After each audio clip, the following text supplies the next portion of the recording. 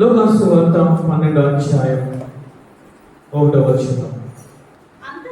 అంతలో ఒకడినొకడు వేల కొలది జనులు కూడినప్పుడు ఆయన తన శిష్యులతో మొదట ఇట్లని చెప్పసాగెను, పరిసయ్యుల వేషధారణను పులిసిన పిండిని గూర్చి జాగ్రత్త పడుడి. హల్లెలూయా. ఎప్పుడు తెలుసా? వేల కొలది జనులు కూడినప్పుడు చెప్తూ ఉన్నారు. ఒకరు ఇద్దరు 100 మంది ఇంకా వేలాది మంది దేవాది దేవుని దగ్గర ఉంటూ ఉన్నారట. అటువంటి అప్పుడు అయినా మీరు జాగ్రత్తగా ఉండండి అని ఒక జాగ్రత్త చెప్తూ ఉన్నారు. పరిసయ్యుల వేషధారణ అను పులిపిండిని వచ్చి జాగ్రత్త పడుడి. హల్లెలూయా. జాగ్రత్త చెప్తూ ఉంటాం. మనం కూడా మన పిల్లలు స్కూల్కి వెళ్ళేటప్పుడు మనం ఏం చెప్పింది ఏమిటో తెలుసా? జాగ్రత్తగా ఉండు నాన్న అని చెప్తూ ఉంటాం. కాలేజీకి వెళ్తూ ఉంటే పిల్లలు జాగ్రత్త నాన్న అని చెప్తూ ఉంటాం. అంతేకాదు ఒక టీచర్ చెప్తూ ఉంటాడు, జాగ్రత్తగా చదువుకోరా, 10th క్లాస్ పాస్ అవుతావు అని చెప్తూ ఉంటాడు. డాక్టర్ చెప్తూ ఉంటాడు, నువ్వు జాగ్రత్తగా నేను చెప్పిన దాన్ని సక్రమంగా మందులు వేసుకో, ఏది తినకూడదు అది తినకు, తింటే నీ ఆరోగ్యం పాడైపోతుంది, జాగ్రత్త అని చెప్తా ఉంటాం. అంతేకాదు ఈ విషయంలో అనేక మంది అనేక సార్లు మనకి ఈ జాగ్రత్త అనే పదాన్ని మనకి తెలియజేస్తూ ఉంటారు, పరిచయం చేస్తూ ఉంటారు. అదే విధంగా దేవాది దేవుడు మాట్లాడుతూ ఉన్నారు. వేలాది మంది జనులు కూడినప్పుడు ఆయన అంటూ ఉన్నారు, మీరు జాగ్రత్తగా ఉండండి. ఇదిగో శాస్త్రులు పరిసయ్యులు పులిపిండి కలిగిన వారు కాబట్టి వారితో మీరు జాగ్రత్తగా ఉండండి అని మాట్లాడుతూ ఉన్నాడు. హల్లెలూయా. 15వ వచనంలో కూడా చూడండి తల్లి, మరియు ఆయన వారితో ఏ విధమైన లోభమునకు ఎడమియక జాగ్రత్త పడుడి. హల్లెలూయా. ఆ 12వ అధ్యాయంలోనే యేసయ్య అనేక సార్లు ఆ వేలాది మందితో పలికిన మాట ఏంటంటే మీరు జాగ్రత్తగా ఉండండి. హల్లెలూయా. మీరు జాగ్రత్త పడండి. అదే యేసయ్య అనేక సార్లు శిష్యులతో మాట్లాడిన మాట ఏమిటనంటే వాక్యము వినేటప్పుడు జాగ్రత్తగా ఉండండి. వాక్యము ఏది పడితే అది మీరు వినకండి. ఇదిగో సంఘములో వేషధారులు ఉంటూ ఉన్నారు, సంఘములో అబద్ధ బోధకులు ఉంటూ ఉన్నారు. వాక్యము విషయంలో జాగ్రత్తగా మీరు ఉండండి. అంతేకాదు ప్రార్థన చేసేటప్పుడు కూడా మీరు మెలకువ కలిగి ప్రార్థన మీరు చెయ్యండి, జాగ్రత్తగా ఉండండి అని మాట్లాడుతూ ఉన్నారు. అంతేకాదు మీరు చెల్లించవలసిన మొక్కుబడుల విషయంలో కూడా మీరు జాగ్రత్తగా ఉండండి అని ఆయన మాట్లాడుతూ ఉన్నారు. అంతేకాదు మన పూర్వీకులు ఏ విధంగా జీవించారో ఆ జీవితాన్ని జ్ఞాపకం చేసుకుని దేవాది దేవుడు అనేక సార్లు మీరు జాగ్రత్తగా ఉండండి మాట్లాడిన మాట ఏంటంటే లోతు భార్యను జ్ఞాపకము చేసుకోనండి. ఆ విధంగా ఉంటారేమో మీరు జాగ్రత్తగా మీరు ఉండండి అని అనేక పర్యాయములు దేవాది దేవుడు పరిశుద్ధ లేఖనములో మీరు జాగ్రత్తగా ఉండండి అని చెప్పడం జరిగింది. ఎందుకయ్యా జాగ్రత్తగా ఉండాలి? జాగ్రత్త లేకపోతే మనం ఎక్కడికి వెళ్ళాలో ఆ ప్రదేశానికి, ఆ కానాను ప్రదేశానికి మనము వెళ్ళలేము. నువ్వు ప్రార్థన చేయొచ్చు, నువ్వు వాక్యము చదవచ్చు, నువ్వు మొక్కుబడులు చెల్లించవచ్చు, కానీ ఆయన చెప్పిన జాగ్రత్తగా నువ్వు ఉండకపోతే ఒకనొక సమయంలో వేషధారి వలె నువ్వు మారిపోతావు. పులిసిన పిండి నీలోనికి వచ్చేస్తుంది. ఒకప్పుడు ఐగుప్తు జీవితంలో ఉన్నావు, దానిని విడిచిపెట్టావు, ఆ పాపాన్ని, శాపాన్ని, అన్యాయాన్ని, అక్రమాన్ని విడిచిపెట్టావు. కానీ నువ్వు జాగ్రత్తగా లేకపోతే ఆ పులిపిండి నీలోనికి వచ్చేస్తుంది. జాగ్రత్త అని మాట్లాడుతూ ఉన్నారు. యేసయ్యే కాదు, అనేక మంది భక్తులు కూడా జాగ్రత్త అని చెప్తూ ఉన్నారు. అపోస్తలుడైన పౌలు గారు తిమోతికి రాసేటప్పుడు ఆయన అంటూ ఉన్నారు కదా, నువ్వు యవనస్తుడు కాబట్టి జాగ్రత్తగా ఉండు, నువ్వు యాజకుడు కాబట్టి జాగ్రత్తగా ఉండు, లోకాశలో నువ్వు పడిపోతావేమో, అన్న వస్త్రములు కలిగి నీ భక్తిని నువ్వు కాపాడుకో. హల్లెలూయా. అంటే యాజకులు కూడా ఆ శిష్యులకు, యాజకులు కూడా ఆ సంఘ విశ్వాసులకు కూడా అనేక విషయాల్లో జాగ్రత్తలు చెప్తూ ఉన్నారు. ఇక్కడ యేసయ్య కూడా ఏమని అంటూ ఉన్నారంటే అక్కడ వేలాది మందితో దేవాది దేవుడు మాట్లాడిన మాటలు ఏమిటంటే జాగ్రత్తగా ఉండండి. హల్లెలూయా, హల్లెలూయా. జాగ్రత్తగా మనం ఉంటూ ఉన్నామా? కరెంటు ఉంటూ ఉంటుంది, దాని దగ్గర అజాగ్రత్తగా ఉంటే ఏం జరుగుతుంది? షాక్ కొట్టి చనిపోతాం. బండి మీద వెళ్తూ ఉన్నాం, ఇష్టం వచ్చినట్లు ఆ సెల్ ఫోన్ లో నువ్వు మాట్లాడి ఇష్టం వచ్చినట్టు డ్రైవింగ్ చేస్తే నీకు ప్రమాదం జరిగే అవకాశం ఉంది. కానీ మరి నీ ఆత్మీయ జీవితంలో కూడా యేసయ్య మాట్లాడుతూ ఉన్నారు. నీ ఆత్మీయ జీవితంలో, నీ ఆత్మీయ ప్రయాణంలో, నీ రక్షణ వస్త్రం విషయంలో నువ్వు ఆత్మను పొందుకున్నావు కాబట్టి ఆ ఆత్మ విషయంలో నువ్వు చాలా జాగ్రత్తగా ఉండాలని ఆ శిష్యులతో, ఆ వేలాది మందులతో చెప్తూ ఉన్నారు. హల్లెలూయా. దేనికోసమయ్యా అనంటే శాస్త్రులు ఆ పులుసిన పిండి కోసము మీరు జాగ్రత్తగా మీరు ఉండండి. ఎవరైనా ఈ శాస్త్రులు పరిసయ్యులు అంటే అన్యులు కాదు, వీళ్ళు దేవాది దేవుని నమ్ముకున్న వారే, ధర్మశాస్త్రం అంతటిని కూడా పాటించేవారే, ధర్మశాస్త్రం అంతటిని కూడా ఎరిగిన వారే, ధర్మశాస్త్రం అంతటిని కూడా వాళ్ళు నవ్వులే వింగేసిన వారే ఈ శాస్త్రులు పరిసయ్యులు. ఎందుకు దేవాది దేవుడు వారిని జ్ఞాపకం చేస్తూ ఉన్నాడు? ఇదిగో పులిసిన పిండి అంటూ ఉన్నారు. ఈ శాస్త్రులు పరిసయ్యులతో మీరు జాగ్రత్తగా ఉండాలని అని మాట్లాడుతూ ఉన్నారు. అంటే దేవాది దేవునికి వారు ఇష్టంగా లేరు, దేవాది దేవుని వారు ఎదిరిస్తూ ఉన్నారు, దేవాది దేవుని వారు శోధిస్తూ ఉన్నారు, దేవాది దేవుని యొక్క ఆ యొక్క వాక్య పరిచర్యకు వారు ప్రతి విషయంలోనూ కూడా ఆటంకము కలిగి ఉంటూ ఉన్నారు, వేశ్యధారణ కలిగి ఉంటూ ఉన్నారు, మనస్సులో వేరేది పెట్టుకుంటూ ఉన్నారు, యేసయ్య దగ్గరికి వచ్చి ప్రేమగా మాట్లాడుతూ ఉంటూ ఉన్నారు. లోపల అంత కల్మషం పెట్టుకుంటూ ఉన్నారు, లోపల అంతా అసూయ పెట్టుకుంటూ ఉన్నారు, లోపల అంతా ఇదిగో యేసయ్యను చంపేద్దామని కపట ఉపాయములతో ఉంటూ ఉన్నారు. యేసయ్య దగ్గరికి వచ్చి వాళ్ళు అంటూ ఉన్నారు కదా, 10 ఆజ్ఞల్లో ఎన్ని ఆజ్ఞలు ముఖ్యమైనవి? ఈ 10 ఆజ్ఞలు మేము పాటించాలా? నువ్వు అబ్రహాము కన్నా గొప్పవాడువా? రకరకములుగా ఆయన శోధిస్తూ ఉన్నారు. అటువంటి సందర్భంలో యేసయ్య వారితో మాట్లాడుతూ ఉన్నారు. శాస్త్రులు పరిచయాల విషయంలో మీరు జాగ్రత్తగా ఉండండి. ఈరోజు మనము కూడా ఉంటూ ఉండాలి. ఈ సమాజంలో శాస్త్రులు పరిచయమైన వారు కూడా ఉంటూ ఉన్నారు. వారి యొక్క లక్షణములు ఏ విధముగా ఉంటాయో ఒకసారి మనము జ్ఞానించుకుందాము. మొదలుగా వీళ్ళు ఏమి చేస్తారనంటే యేసయ్యను శోధిస్తూ ఉంటారు, పరిశుద్ధాత్మ దేవుని శోధిస్తూ ఉంటారు, వాక్యాన్ని వీరు శోధిస్తూ ఉంటారు. ఏ విధముగా అయ్యా అనంటే యేసయ్య వాక్యానికి వీరు అడ్డు తగులుతూ ఉంటారు, యేసయ్య వాక్యాన్ని వెదచలనెవరు, యేసయ్య వాక్యాన్ని బోధిస్తూ ఉంటే ఆ విధముగా కాదని చెప్పి ప్రశ్నలు వేస్తూ ఉంటారు. ఎవరయ్యా వీరనంటే శాస్త్రులు పరిసయ్యులే. వీరు పత్రిక 3వ అధ్యాయం 17వ వచనం.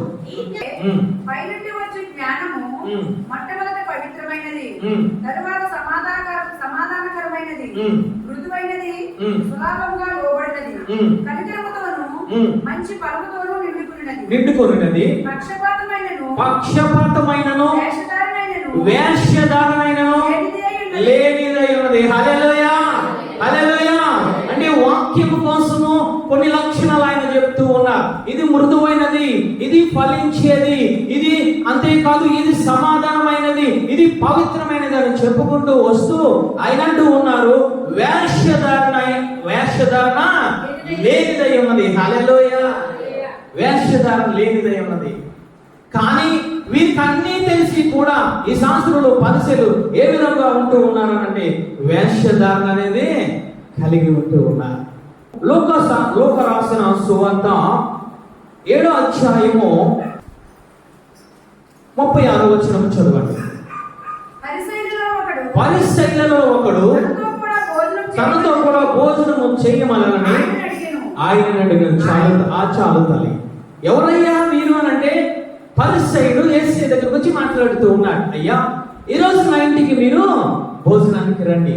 యేసయ్య ఆ పరిసయ్యుడి ఇంటికి వెళ్ళారు.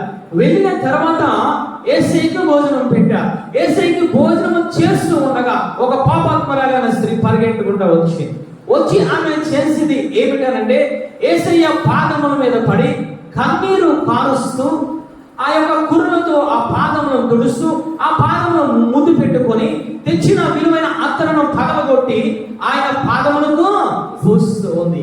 ఇది ఎవరు చూస్తారయ్యానంటే అక్కడ ఉన్న శాస్త్రులు పరిసయ్యులు చూశారు. ఆ శాస్త్రులు పరిసయ్యులు అంటూ ఉన్నారు ఏమని అని అంటే, ఒకసారి చూడండి 39 చదువుతుంది.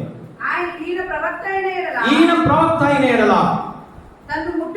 తన్ను ముట్టుకునిన ఈ స్త్రీ ఎవతై ఎటువంటిదో ఎరిగియుండును, ఇది పాపాత్మ రాదు అని తనలో తాను అనుకొనెను. అంటే ఆమె ఒక మంచి కార్యము చేస్తూ ఉంటే ఈ శాస్త్రులు పరిసయ్యులు భోజనానికి పిలిచిన వారందరూ అంటూ ఉన్నారు కదా, ఈమె పాపాత్మురాలైన స్త్రీ అని యేసయ్యకు తెలీదా అని మాట్లాడుతూ ఉన్నారు. అంటే యేసయ్యను ఏమి చేస్తూ ఉన్నారంటే ప్రశ్నిస్తూ ఉన్నారు. యేసయ్యని ఏమి చేస్తూ ఉన్నారంటే శోధిస్తూ ఉన్నారు. అంతేకాదు, ఎందుకు ఈ విధముగా ఈ అత్తరును పగలగొట్టి నువ్వు పాడు చేస్తూ ఉన్నావని మాట్లాడుతూ ఉన్నారు. అంతేకాదు 49వ వచనం ఒక్కసారి చదవండి తల్లి. ఎప్పుడు ఆయనతో కూడా భోజన పంక్తిని కూర్చుండిన వారు పాపములు క్షమించుచున్న ఇతడు ఎవడని తనలో తాను అనుకుని ఉండెను. ఇంకా ఒక అడుగుకు ముందు వేసి వారు అంటూ ఉన్నారు, ఇతను యేసయ్య కాదు, ఇతను ఎవడో అనుకొని ఎందుకు ఈ పాపములను క్షమిస్తూ ఉన్నాడు, ఇతనికి అధికారం ఎక్కడదని వీరు మాట్లాడుతూ ఉన్నారు. అంటే ఈ శాస్త్రులు పరిసయ్యులు ఉండేది ఏమిటంటే యేసయ్యను శోధిస్తూ ఉన్నారు, యేసయ్యని ప్రశ్నిస్తూ ఉన్నారు, యేసయ్య చేసే ఆ సేవకు వీరు ఆటంకముగా కలిగి ఉంటూ ఉన్నారు. యేసయ్య చక్కటి సమాధానం చెప్తూ ఉన్నారు. ఇంటికి నేను భోజనానికి నువ్వు నన్ను పిలిచావు, ఇదిగో నీ ఇంటికి నేను వచ్చాను, కాలు కడుక్కోవడానికి నీళ్ళు నువ్వు ఇవ్వలేదు. కానీ ఈమె కన్నీరుతో నా పాదములను తుడుస్తూ ఉంది, కడుగుతూ ఉంది. అంతేకాదు, నా పాదములను నన్ను ముద్దు పెట్టుకోలేదు, నీ ఇంటికి వచ్చాను కానీ నువ్వు నన్ను ముద్దు పెట్టుకోలేదు. కానీ ఈమె ఏమి చేస్తుందంటే మానక నా పాదములను ముద్దు పెట్టుకుంటూ ఉంటుంది. ఇదిగో నీ ఇంటికి నేను వచ్చాను కానీ ఇదిగో నా నూనెతో నా తల నువ్వు అంటలేదు. కానీ ఈమె అత్తరుతో ఇదిగో నా యొక్క పాదములను అంటింది. హల్లెలూయా, హల్లెలూయా. ఏమి లక్షణమయ్యా ఇది అంటే, ఒక మంచి పని చేస్తూ ఉంటే, దేవాది దేవుని కోసం ఒక మంచి కార్యము చేస్తూ ఉంటే, ఆమె యొక్క ప్రార్థన చేస్తూ ఉంటే, అత్తరును పగలగొట్టి ఆయన పాదములకు పూస్తూ ఉంటే, ఆ కుర్రులతో ఆ పాదములు తుడుస్తూ ఉంటే, పాప క్షమాపణ కలగాలని చెప్పి కన్నీరు గారుస్తూ ఉంటే, ఈ శాస్త్రులు పరిసయ్యులు ఏం చేస్తున్నారంటే యేసయ్యను శోధిస్తూ ఉన్నారు, ఆమెను పాపాత్మురాలని చిత్రీకరిస్తూ ఉన్నారు.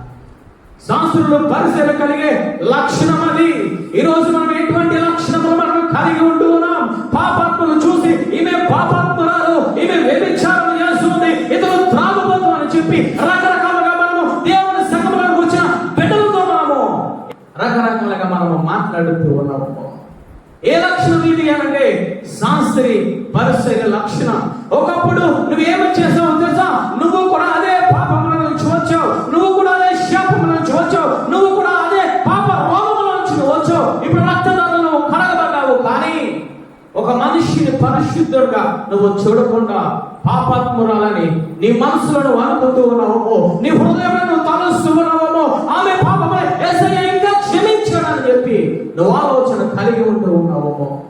ఎవరి లక్షణం ఇది అనంటే శాస్త్రులు పరిసయ్యుల లక్షణం. ఆయన చక్కగా మాట్లాడుతూ ఉన్నారు. ఏమన్నారంటే ఆ శాస్త్రుని పరిసయ్యుని పిలిచి అన్నట్టు ఉన్నారు, ఇదిగో నువ్వు ఒక్కసారి విను, ఈమె ఏమి చేసింది తెలుసా? ఈమె కన్నీటితో నా పాదములను కడుగుతూ ఉంది. ఈ రోజు నువ్వు కడుగుతూ ఉన్నావా? నువ్వు రక్షింపబడిన బిడ్డవే, కానీ నువ్వు ఉపవాసం ఉంటూ ఉన్నావా? నువ్వు ప్రార్థన చేయగలుగుతున్నావా? నువ్వు మోకరించగలుగుతున్నావా? కన్నీరుతో ఆయన పాదములను కడగగలుగుతున్నావా? లేకపోతే నీ జీవితంలో, నీ ప్రార్థన నీ జీవితంలో లేకపోతే, నీ కళ్ళలోంచి కన్నీరు రాకపోతే, నువ్వు ఉపవాసం ఉండకపోతే ఎవరిలా కనిపిస్తున్నావు దేవాది దేవుని దృష్టికి తెలుసా? ఒక శాస్త్రి పరిసయ్యులను కనబడుతూ ఉన్నావు. అంతేకాదు, ఆమె ముద్దు పెట్టుకుంటూ ఉంది ఆయన పాదములు. అంటే పవిత్రమైన ముద్దు పెట్టుకుంటూ ఉంటుంది. ముద్దు అనేది దేనికి సాదృశ్యం తెలుసా? పవిత్రతకు, పరిశుద్ధమైన జీవితానికి సాదృశ్యమైనది. అంటే నువ్వు రక్షింపబడి కూడా నువ్వు పరిశుద్ధమైన జీవితం నీలో లేకపోతే, నీలో పరిశుద్ధమైన మాట చూపులు నీలో లేకపోతే, నువ్వు పరిశుద్ధమైనది దేవుని వాక్యము వినలేకపోతే, నీ ప్రవర్తన పరిశుద్ధంగా లేకపోతే ఏ విధంగా కనిపిస్తున్నావు దేవుని దృష్టికి తెలుసా? పులిసిన పిండి వలె కనిపిస్తూ ఉన్నా. అంతేకాదు మూడవదిగా ఆయన అంటూ ఉన్నా, ఇదిగో నా పాదములకు అత్తరు స్థితి, అత్తరుతో అంటింది అని ఆయన మాట్లాడుతూ ఉన్నారు. అంటే ఏమిటి తెలుసా?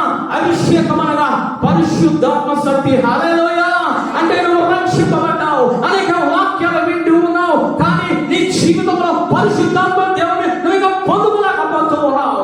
దేవుని హృదయంలోనికి, నీ జీవితంలోనికి, నీ ఆత్మీయ జీవితంలోనికి ఆయన ఆహ్వానించలేకపోతూ ఉన్నావు. అంటే ఏ విధమైన ఆలోచన కలిగి ఉన్నావో తెలుసా? ఏ విధమైన దృష్టితో నువ్వు కలిగి ఉన్నావో తెలుసా? ఒక శాస్త్రంలో పరిశ్రమ ధర్మశాస్త్రం అంతా నాకు తెలుసని అభిప్రాయంతో నువ్వు కలిగి ఉంటూ ఉన్నావు. ఈరోజు ఎటువంటి ఆలోచన కలిగి ఉన్నావు? వాక్యాలు వింటూ ఉన్నాం, పరిశుద్ధాత్మ దేవుడు ఈ భూలోకంలో ఈ మనం చుట్టూ ఉన్నారని తెలుసు కూడా నువ్వు పరిశుద్ధాత్మని ఇంకా పొందుకోలేకపోతే ఏ విధంగా కనబడుతున్నావు దేవుని దృష్టికి? ఆయనను శోధించే మనిషిగా, ఆయనను ప్రశ్నించే మనిషిగా, నీకు ఇంకా పరిశుద్ధమైన జీవితం లేకపోతే ఆయనను దుఃఖపెట్టే మనిషిగా నువ్వు కనబడుతూ ఉన్నా, నేను కనబడుతూ ఉన్నా. అందుకే ఆయన అంటూ ఉన్నారు, ఈ శాస్త్రంలో పరిశీలన పులిపిండితో మీరు జాగ్రత్తగా మీరు ఉండండి అని ఆయన మాట్లాడుతూ ఉన్నారు. వాక్యం వింటున్న సహోదరి సహోదరుడా, ఏ విధంగా ఉంది నీ జీవితము? దేవాంతి దేవుని గృహంలోనికి పిలిచావు, దేవాంతి దేవుని ఆత్మీయ జీవితంలోనికి పిలిచావు, నువ్వు రక్షణ పొందుకున్నావు, రక్షణ అవసరాన్ని కలిగి ఉన్నావు. నీలో కన్నీటి ప్రార్థన కనిపిస్తూ ఉందా? నీలో మోకాళ్ళ జీవితము కనిపిస్తూ ఉందా? నీలో పరిశుద్ధమైన జీవితము, పరిశుద్ధమైన మాటలు, పరిశుద్ధమైన ప్రవర్తన కలిగి ఉన్నావా? ఇంకా పరిశుద్ధాత్మ దేవుణ్ణి నువ్వు పొందుకొని ఉన్నావా? ఈ 3 లక్షణాలు నువ్వు లేకపోతే నువ్వే విధంగా కనబడుతూ ఉన్నావు తెలుసా? ఒక శాస్త్రి పరిశీలాగా కనబడుతూ ఉన్నావు. జాగ్రత్త. వాక్యము విని వెళ్ళిపోవడము కాదు, నువ్వు దేని కోసమో నువ్వు ఈ లోకంలో నువ్వు జీవించి ఉన్నావో, దేని కోసమో నువ్వు ఎక్కడికి వెళ్ళడానికి నీ గమ్యస్థానం నువ్వు దేవుని రక్షింపబడిన తర్వాత ప్రారంభించావో దాన్ని జ్ఞాపకం చేసుకో. ఈ శాస్త్రి పరిసేయుడు యేసయ్యని ఇంటికి పిలిచాడు, కానీ చెయ్యవలసిన మర్యాదలో చెయ్యడం లేదు. ఏ విధంగా నడుచుకోవాలో నడుచుకోవడం లేదు. పైగా అంటూ ఉన్నాడు, ఇతను దేవాది దేవుని కుమారుడా, ఇతను పాపములను క్షమించే అధికారం ఎక్కడి నుంచి వచ్చిందని దేవాది దేవుని శోధిస్తూ ఉన్నాడు. ఈ విధంగా నువ్వు ఇటువంటి ప్రవర్తన నువ్వు కలిగి ఉన్నావో ఒక శాస్త్రి పరిశీలి వలె మనసు మార్చుకోమని దేవాది దేవుడు మాట్లాడుతూ ఉన్నాడు. రెండవ లక్షణం ఏమిటి అనంటే, మనమే శాస్త్రులు పరిశీలి ఏమి చేస్తారంటే దేవాది దేవుని చంపడానికి చూస్తూ ఉన్నారు, దేవాది దేవుని మీద కోపపడుతూ ఉన్నారు, దేవాది దేవుని మీద ఆగ్రహాన్ని చూపుతూ ఉన్నారు. యోహాను సువార్త 5వ అధ్యాయము 5వ వచనం, నీవు లేచి నీ పరిపెత్తుకుని నడుమనగా వెంటనే అతడు స్వస్థత నుండి తన పరుపునెత్తుకుని నడిచిన. హల్లెలూయా. 38 సంవత్సరం నుంచి బెతెస్దా కోనేరు దగ్గర ఉంటూ ఉన్నాడు ఒక మనిషి. అతనికి స్వస్థత లేదు, కానీ లేవలేని స్థితిలో ఉన్నాడు, స్వస్థత పొందుకోలేని స్థితిలో ఉంటూ ఉన్నాడు. యేసయ్య ఆ బెతెస్దా కోనేరు దగ్గరికి వచ్చి అంటూ ఉన్నాడు, వెంటనే నీ పరుపునెత్తుకుని నువ్వు నడువు. హల్లెలూయా. నడిచాడు. నడిచిన తర్వాత అక్కడ చూసిన వారందరూ కూడా ఎవరు ఉన్నారంటే శాస్త్రులు పరిశీలు ఉన్నారు. ఏమి చేస్తూ ఉన్నారంటే యేసయ్యతో వచ్చి మాట్లాడుతూ ఉన్నారు. 18వ వచనం 16వ వచనం చదవండి తల్లి. ఈ కార్యములను విశ్రాంతి దినము చేసినందున యూదులు యేసును హింసించిరి. ఎందుకు చాలు తల్లి? ఎందుకయ్యారంటే ఒక రోగముతో పడి ఉన్న వాడిని 38 సంవత్సరములతో అదే యొక్క స్థితిలో ఉన్న వాడిని యేసయ్య స్వస్థపరిస్తే అక్కడ ఉన్న శాస్త్రులు పరిసర ఏమి చేస్తున్నారంటే యేసయ్యను హింసిస్తూ ఉన్నా, యేసయ్య మీద కోపపడుతూ ఉన్నా. ఎందుకు నువ్వు విశ్రాంతి దినాన్ని ఆచరించడం లేదు? ఎందుకు నువ్వు విశ్రాంతి దినాన్ని పాటించడం లేదు? మోషే ధర్మశాస్త్రంలో విశ్రాంతి దినాన్ని పాటించాలని ఉన్నది కానీ ఆయన్ని దేవాది దేవుని హింసిస్తూ ఉన్నా. అంతేకాదు 18వ వచనంలో ఒకసారి చదవండి తల్లి. మాత్రమే కాక దేవుడు తన సొంత తండ్రి అని చెప్పి తను దేవునితో సమానంగా చేసుకునే గనుక ఇందు నిమిత్తము యూదులు ఆయనను చెప్పవలెనని యూదులు ఆయనను చెప్పవలనని మరి ఎక్కువగా ప్రయత్నించింది. అంటే దేవాది దేవుడు స్వస్థపరిచినందుకు మొట్టమొదట హింసించ, వ్యతిరేకముగా మాట్లాడా, అంతేకాదు ఎక్కువగా ప్రయత్నం చేశారు. ఎందుకయ్యారంటే యేసయ్యను చంపడానికి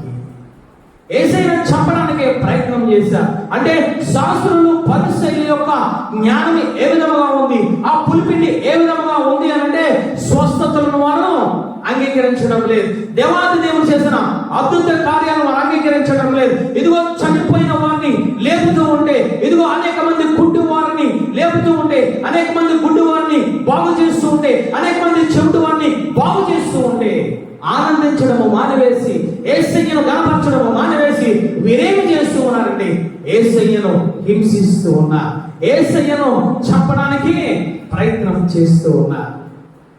ఈరోజు మనం కూడా ఏ విధముగా ఉన్నామో తెలుసా? స్వస్థతలు పొందుకుంటూ ఉన్నాం, ఆశీర్వాదాలు పొందుకుంటూ ఉన్నాం. ఆయనను మహిమపరచకుండా, ఆయనకు ఘనత మహిమ చెల్లించకుండా, ఆ పరిశుద్ధమైన జీవితంలో మనము జీవించకుండా ఏమి చేస్తూ ఉన్నామంటే పాప జీవితానికి వెళ్ళిపోతూ ఉన్నాం. క్రీస్తు మాట్లాడింది 14వ వచనంలో ఆయన మాట్లాడుతూ ఉన్నారు. తరువాత యేసు దేవాలయం వారిని చూచి, ఇదిగో స్వస్థత పొందుతీవి, మరి ఎక్కువ కీడు నీకు కలగకుండానట్లు ఇకను పాపము. ఈరోజు మనం స్వస్థత పొందుకుంటూ ఉన్నాం, కృతజ్ఞత ఉండడం లేదు. స్వస్థత పొందుకుంటూ ఉన్నాం, ప్రార్థనకు రాం. స్వస్థత పొందుకుంటూ ఉన్నాం, వాక్యాన్ని చదవం. స్వస్థత పొందుకుంటూ ఉన్నాం, కృతజ్ఞత జీవితంగా కన్నీటి ప్రార్థన ఉండడం లేదు. మనం ఏమి చేస్తూ ఉన్నామని తెలుసా? మరలా ఈ రోగమే నాకు వచ్చిందా, మరలా ఈ సమస్య నాకు వచ్చిందా, ఈయన దేవాదేవుడు నిజంగా బ్రతికి ఉంటే ఈ శ్రమలు ఈ కష్టాలు నాకు ఎందుకు ఉన్నాయని చెప్పి దేవాదేవుడు హింసిస్తూ ఉన్నా, దేవాదేవుడు మరలా ఆయన సిలువ వేస్తూ ఉన్నా. ఎవరు ప్రవర్తన అయ్యారంటే ఇది శాస్త్రులు పరిసయ్యులు ప్రవర్తన. అంతేకాదు గెరాసీను దేశంలోనికి వెళ్ళి సమాజంలో ఉన్న ఆ వ్యక్తిని యేసయ్య స్వస్థపరిస్తే 2000 దెయ్యాలను వెళ్ళగొడితే వారు ఆ గెరాసీను దేశం వారు అంటూ ఉన్నారు కదా, నువ్వు ఇక్కడ ఉండడానికి వీలు లేదని ఆ గెరాసీను దేశంలో నుంచి, ఆ ప్రాంతంలో నుంచి యేసయ్య దగ్గరకు వచ్చి మాట్లాడుతూ ఉన్నారు. ఎక్కడ నువ్వు ఉండడానికి నువ్వు వీలు లేదు, నువ్వు వెళ్ళిపోమని మాట్లాడుతూ ఉన్నారు. ఎవరయ్యారంటే శాస్త్రులు పరిసయ్యులు. ఏమి చేస్తూ ఉంటారు? అయ్యా యేసయ్యను శోధిస్తూ ఉంటారు, యేసయ్యను హింసిస్తూ ఉంటారు, యేసయ్యను చంపడానికి కూడా ప్రయత్నం చేస్తూ ఉంటారు. ఈరోజు మనం ఏ విధంగా ఉన్నానంటే ఆహ్వానించిన యేసయ్యను, మన గృహంలో ఉన్న యేసయ్యను మనం ఏమి చేస్తూ ఉన్నానంటే ఆయనను గాయపరుస్తూ ఉన్నాం, ఆయనను దుఃఖ పెడుతూ ఉన్నాం, ఆయన హింసిస్తూ ఉన్నాం. ఆయన ఒక రకంగా చెప్పాలి అంటే నువ్వు నేను స్వస్థత పొందుకుంటూ ఉన్నాం, ఆ స్వస్థతలో ఇంకా మనం కొనసాగకుండా పాపము చేస్తూ ఉన్నామనంటే నీవు నేను ఆయన ఏమి చేస్తూ ఉన్నాం? చంపేస్తూ ఉన్నాం యేసయ్యని. యేసయ్య ఈ రోజు నీ గృహంలో ఉన్నాడు తల్లి. రక్షణ పొందుకున్న ప్రతి బిడ్డలను యేసయ్య ఉండాలి. ప్రతి రక్షణ పొందుకున్న ప్రతి బిడ్డలను ఆ యొక్క ఆత్మలను పరిశుద్ధాత్మ దేవుడు ఉండాలి. కానీ మనం ఆహ్వానించడం లేదు, మనం ఉండనివ్వడం లేదు. కారణం ఏమిటో తెలుసా? శాస్త్రులు పరిసయ్యులు జ్ఞానాన్ని కలిగి ఉన్నాం. శాస్త్రులు పరిసయ్యులు ఏమి చేస్తూ ఉన్నారంటే స్వస్థతలు పొందుకోవడానికి వారు వ్యతిరేకంగా ఉన్నారు, వాక్యానికి వ్యతిరేకంగా ఉన్నారు, పరిశుద్ధాత్మ దేవునికి వ్యతిరేకముగా ఉంటూ ఉన్నారు. ఈరోజు అటువంటి అభిప్రాయాన్ని నువ్వు నేను కలిగి ఉంటే ఏ విధముగా కనబడుతూ ఉన్నామంటే శాస్త్రులు పరిశీలన కనబడుతూ ఉన్నారు. అందుకే వేలాది మందితో దేవాది దేవుడు మాట్లాడుతూ ఉన్నాడు. ఓ శాస్త్రులు పరిశీలనతో మీరు సహవాసం చేయకండి, మీరు జాగ్రత్తగా మీరు ఉండండి. ఎందుకు ఆ మాట మాట్లాడుతూ ఉన్నారండి? వారితో సహవాసం చేసి ఇస్కరియోతు యూదా పాడైపోయారు. ఆ శాస్త్రులు పరిసయ్యులతో స్నేహం చేసి ఇస్కరియోతు యూదా వెళ్ళవలసిన గమ్యాన్ని వెళ్ళకుండా జీవితాన్ని పాడు చేసుకున్నారు. ఈరోజు అటువంటి జీవితాన్ని నువ్వు కలిగి ఉంటూ ఉన్నావా? దేవాది దేవుని శోధిస్తూ ఉన్నావా? దేవాది దేవుని ప్రశ్నిస్తూ ఉన్నావా? దేవాది దేవుని వాక్యాన్ని ఆటంకము నీ నోటి ద్వారా, నీ ప్రవర్తన ద్వారా ఆటంకము కలిగిస్తూ ఉన్నావు. జాగ్రత్త. మూడవదిగా ఏమిటంటే మత్తయి సువార్త 23వ అధ్యాయం 28వ వచనం, 27వ వచనం చదవండి. 27వ వచనం. అయ్యో వేషధారులైన శాస్త్రులారా, పరిసయ్యులారా, మీరు సున్నము కొట్టిన సమాధులను పోలి ఉన్నారు. అవి వెలుపల శృంగారము, అవి వెలుపల శృంగారముగా అగబడుచున్నవి గాని లోపల చచ్చిన వారి ఎముకలతో సమస్త కల్మషముతో నిండి ఉన్నది. ఈయన మాట్లాడుతున్నారు శాస్త్రులు పరిశీలితో, మీరు సున్నము కొట్టిన సమాధుల వలె ఉంటూ ఉన్నారు. ఏ విధముగా ఉంటాయ్యా ఈ సమాధులు అనంటే పాలరాతితో నిర్మిస్తూ ఉన్నారు, చక్కటి టైల్స్ తో నిర్మిస్తూ ఉన్నారు. బయటికి చూస్తే చాలా అందముగా కనబడుతూ ఉంటాయి, కానీ ఆ లోపలంతా కల్మషం ఉంటూ ఉంటుంది. ఎవరైనా ఈ విధంగా కనబడుతూ ఉన్నారనంటే శాస్త్రులు పరిశీలన కనబడుతూ ఉన్నారు. అంటే దేవాది దేవుని తెలుసుకున్న బిడ్డలు ఏ విధముగా ఉండాలి అనంటే అంతరంగంలో ఏ విధంగా ఉన్నావో బాహ్యంగా కూడా నువ్వు అదే విధముగా నువ్వు కనబడుతూ ఉండాలి. నీలో యథార్థత ఉండాలి, నీలో నిజాయితీ ఉండాలి, నీలో వాక్యం ఉండాలి, నీలో కన్నీటి ప్రార్థన ఉండాలి, నీలో పరిశుద్ధాత్మ దేవుడు నివసిస్తూ ఉండాలి. దానిని ఏమంటారంటే యథార్థమైన ప్రవర్తన అంటారు. హల్లెలూయా. కానీ శాస్త్రులు పరిశీలన ఆ విధముగా లేదు. లోపల కపటము పెట్టుకొని, లోపల కల్మషము పెట్టుకొని వీరు బయటికి యేసయ్య దగ్గరికి వచ్చి సున్నము కొట్టిన సమాధుల వలె ఉంటూ ఉన్నారు. ఏ విధముగా కలిగి ఉన్నారయ్యా అనంటే ఆయన మనకు కనిపిస్తూ ఉంది. 23వ వచనంలో ఆయన మాట్లాడుతూ ఉన్నారు, అయ్యో వేషధారులైన శాస్త్రులు పరిసయ్యులారా, మూడు పుదీనాలలోను సోపులోను జీలకర్రలోను 10 వంతు చెల్లించి ధర్మశాస్త్రములో ప్రధానమైన విషయములు అనగా న్యాయమును, కనికరమును, విశ్వాసమును విడిచిపెట్టి తిరిగి వాటిని మానక వీటిని చేయించి ఉన్నారు. వీరు చేసేది ఏమిటంటే దశం భాగం ఇస్తూ ఉన్నారు. ఎలాంటి దశం భాగం అంటే జీలకర్రలను, సోపులను కూడా చిన్న చిన్న పదార్థాలను కూడా 10 వంతు ఇస్తూ ఉన్నారు. కానీ వీరు ఏమి చేస్తూ ఉన్నారంటే న్యాయమును, కనికరమును, విశ్వాసమును విడిచిపెట్టారు. అంటే మనసులో ఏముండాలి? న్యాయం ఉండాలి. మనసులో ఏముండాలి? కనికరం ఉండాలి. మనసులో ఏముండాలి అంటే విశ్వాసం అనేది ఉండాలి. ఈ మూడు లేకుండా వారు జీవిస్తూ ఉన్నారు. అందుకు యేసయ్య మాట్లాడుతూ ఉన్నారు, మీరు సున్నము కొట్టిన సమాధులను మాట్లాడుతూ ఉన్నాడు ఆయన. ఈరోజు కనికరము నీలో ఉన్నదా? ఈరోజు విశ్వాసము చూపగలుగుతూ ఉన్నావా? న్యాయమైన ప్రవర్తన, ఈ మూడు నీలో ఉంటే నువ్వు దేవాది దేవుని బిడ్డవే. హల్లెలూయా. నీ కనికరము నీలో లేకుండా, న్యాయం నీలో లేకుండా, విశ్వాసము నీలో లేకుండా ఇక్కడికి వచ్చి ప్రార్థన చేస్తే, ఇక్కడికి వచ్చి వాక్యము చదివితే, ఇక్కడికి వచ్చి నువ్వు దేవాది దేవుని ఆరాధిస్తే ఏ విధంగా కనబడుతూ ఉన్నామో తెలుసా? దేవాది దేవుని దృష్టికి శాస్త్రులు పరిశీలన కనబడుతూ ఉన్నాము. ఈరోజు న్యాయమైన ప్రవర్తన నీలో ఉందా? ఓ సహోదరి, సహోదరుడా, నీకు నువ్వు ప్రశ్న వేసుకో. న్యాయంగా నువ్వు జీవించగలుగుతూ ఉన్నావా? ప్రతి విషయంలోనూ కూడా నువ్వు వేసే అడుగు న్యాయముగా ఉంటూ ఉందా? నీలో న్యాయం లేకపోతే ఒక శాస్త్రీయ పరిశీలన దేవాది దేవుడు చూస్తూ ఉన్నాడు. కనికరం ఉండాలి, పేదల పట్ల కనికరం ఉండాలి. రక్తే కాదు, రక్షణ అవసరం లేని వారి పట్ల నువ్వు కనికరం చూపుతూ ఉండాలి. ప్రతి విషయంలోనూ విశ్వాసము కలిగి ఉండాలి. నువ్వు ఇంకా అవిశ్వాసంలో నువ్వు జీవిస్తూ ఉన్నావు అంటే ఆయన అంటూ ఉన్నా, నువ్వు శాస్త్రుడు పరిసయుడులా కనబడుతూ ఉన్నావు. ఈరోజు ఎటువంటి జీవితాన్ని మనము గడుపుతూ ఉన్నాము తల్లి. అంతే పత్రిక 10వ అధ్యాయం 27వ వచనం చదవండి తల్లి. 26వ వచనం చదవండి. మనము సత్యమును గూర్చి అనుభవ జ్ఞానము పొందిన తర్వాత బుద్ధిపూర్వకంగా పాపము చేసిన ఎడల ఇక పాపమునకు బలి ఉండదు, కానీ న్యాయ తీర్పునకు భయముతో ఎదురు చూచుటయు విరోధులను దహింపబోవు తీక్షణమైన అగ్నియు ఇక ఉండును. ఎవరికయ్యారంటే శాస్త్రులకు, పరిసయ్యులకు. వీరు బుద్ధిపూర్వకముగా పాపము చేస్తూ ఉన్నారు. వీరి తప్పును వీరు ఒప్పుకోవడం లేదు.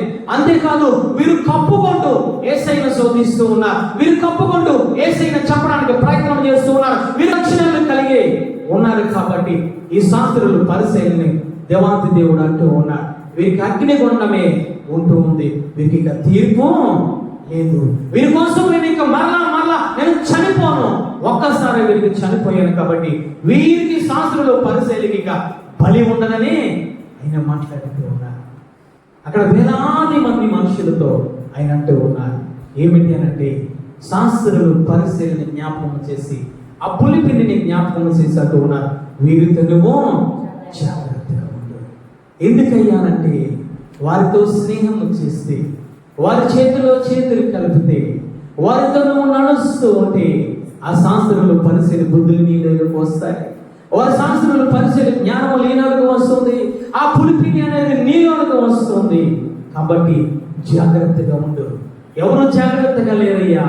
ఇస్కరియోతా జాగ్రత్తగా లే. శాస్త్రులు పరిశీలి ఏదైతే లక్షణాలు కలిగి ఉంటాడో ఆ కపటమైన హృదయాన్ని కలిగి ఉన్నాడు. యథార్థత అతని జీవితం లేదు. వేషధారణ జీవితం కలిగి ఉన్నాడు. కల్మషమును కలిగి ఉన్నాడు. అక్రమమైన జీవితాన్ని కలిగి ఉండి యేసయ్యనే అమ్మివేసి పవిత్రమైన ముద్ర అని చెప్పి యేసయ్య దొంగ ముద్రలు పెట్టుకుంటూ ఉన్నాడు. ఈరోజు ఏ విధముగా నువ్వు కనబడుతూ ఉన్నావు తల్లి? ప్రార్థన చేస్తూ ఉన్నావు, మంచిదే. ఉపవాసం ఉంటూ ఉన్నావు, మంచిదే. నీ జీవితంలో న్యాయం అనేది ఉందా? నీ జీవితంలో నీతి అనేది కనబడుతూ ఉందా? నీ జీవితంలో విశ్వాసం అనేది కనబడుతూ ఉందా? నీ జీవితంలో కనికరం అనేది కనబడుతూ ఉందా? లేదా శాస్త్రులు పరిశీలన నీ ఇష్టం వచ్చినట్లు జీవిస్తే ఆయన అంటూ ఉన్నారు జాగ్రత్త అని మాట్లాడుతూ ఉన్నారు. ప్రార్థన చేసుకుందాం.